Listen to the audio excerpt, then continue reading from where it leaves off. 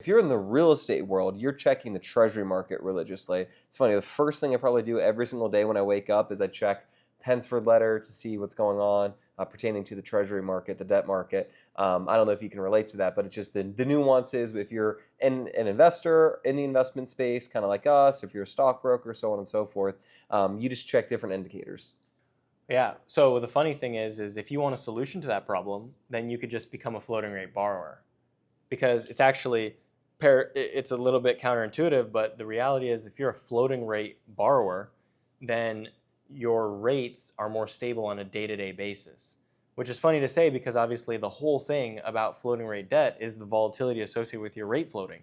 So it's counterintuitive, but the funny thing about that is if you're a floating rate borrower, your rate, while will fluctuate through your hold period, is pretty much set and knowable from the time you go under contract. The problem with fixed rate debt is you go under contract assuming you're going to be able to get a fixed rate loan of 6%, and then rates run up on you, and now you're looking at locking in a 10-year loan at 6.5%. So while under contract, from the time that you want the deal to the time you lock the rate, a lot could happen. And that consequence is a 5-year, 7-year, 10-year consequence, because you're talking about locking in the rate for that period of time. Whereas if you're floating, and let's say floating rates are high right now, but the Fed is cutting, and you mentioned your own opinion about the Fed perhaps not cutting as deep as maybe originally people thought, or whatever, all that stuff.